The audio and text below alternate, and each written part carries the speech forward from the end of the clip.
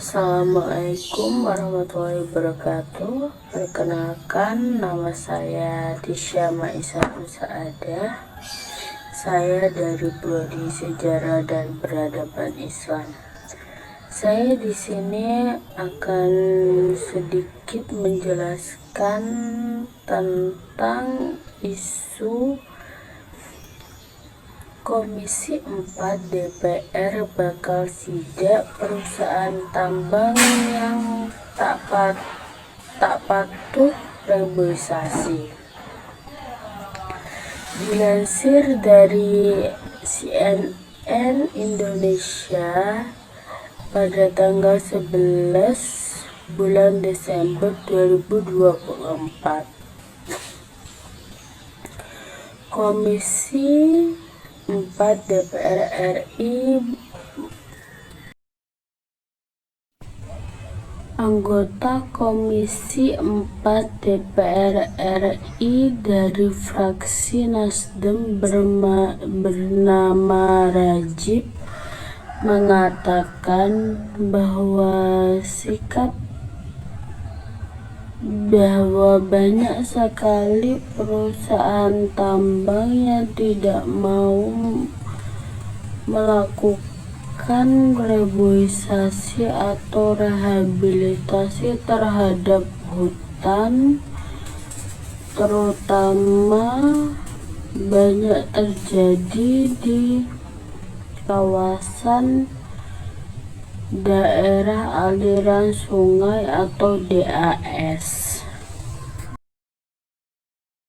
Komisi 4 DPR RI mengancam bahwa akan melakukan inspeksi atau sidak secara mendadak terhadap perusahaan tambang pengguna izin pinjam pakai kawasan hutan atau biasa disebut dengan IPPKH dari Kementerian Kehutanan yang tidak patuh melakukan reboisasi atau rehabilitasi terhadap hutan. Rajib juga mengaku bahwa pihaknya juga mendukung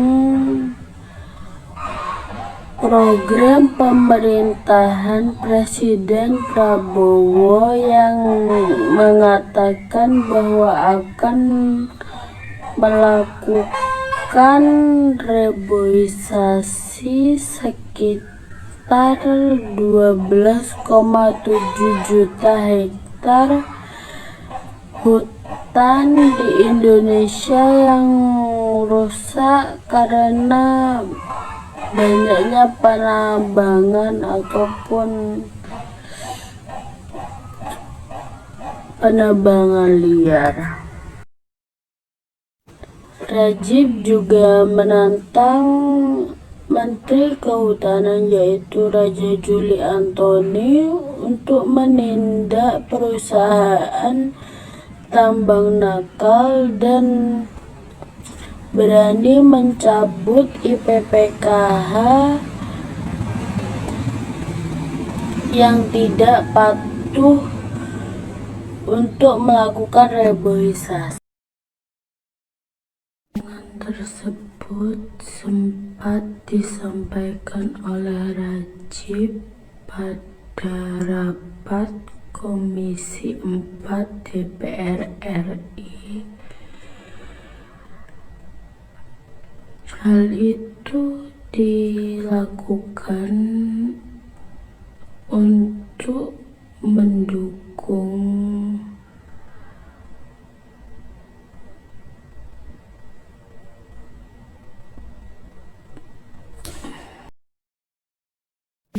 Presiden Prabowo yang akan mereboisasi hutan sekitar 17 12,7 juta hektar yang telah rusak.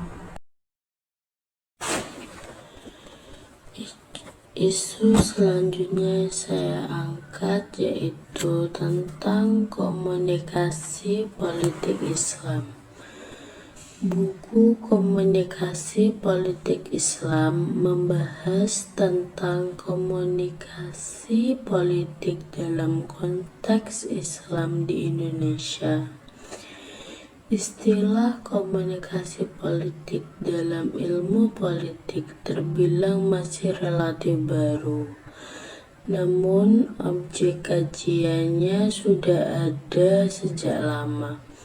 Buku ini mengupas perspektif dan metodologi lintas ilmu dalam memahami komunikasi politik Islam, yang dapat memberikan wawasan baru dalam analisis politik di Indonesia.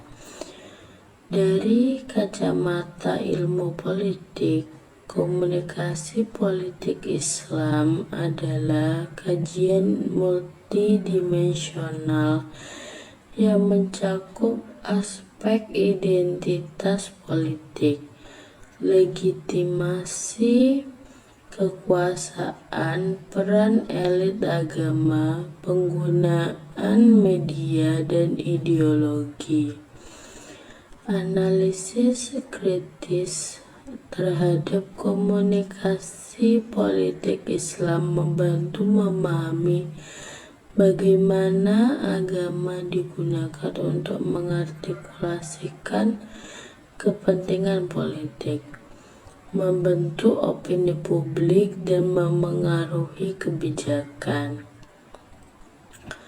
Yang selanjutnya yaitu kondisi politik di Indonesia pada saat ini.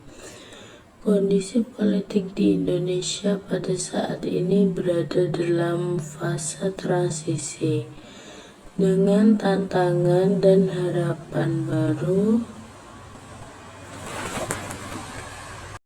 Yang selanjutnya yang ingin saya sampaikan yaitu kondisi politik pada akhir tahun 2024 ditandai oleh dinamika yang kompleks, mencakup persiapan menuju pemilu 2024, tantangan terhadap supremasi hukum, dan isu-isu terkait stabilitas demokrasi.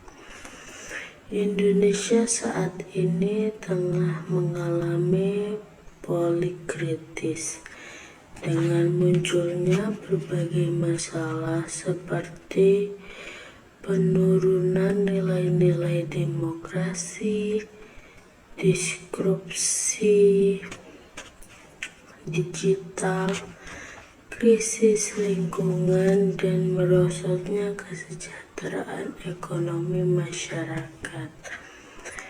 Akademisi diharapkan dapat berkontribusi menyelesaikan masalah ini dengan mendorong demokratisasi di berbagai sektor kehidupan. Di sisi lain, tantangan terhadap supremasi hukum dan kualitas demokrasi menuntut perhatian serius dari berbagai pihak, termasuk akademisi dan masyarakat sipil, untuk memastikan bahwa demokrasi Indonesia tetap inklusif dan berfungsi dengan baik. Bisa dikatakan bahwa kondisi politik di Indonesia saat ini berada dalam fase transisi dengan tantangan dan harapan baru. Penting bagi semua pihak untuk berperan aktif dalam menjaga stabilitas politik dan memperkuat nilai-nilai demokrasi demi masa depan Indonesia yang lebih baik. Cukup sekian penjelasan tentang isu-isu tadi dan juga kondisi politik di Indonesia pada saat ini. Wassalamualaikum warahmatullahi wabarakatuh.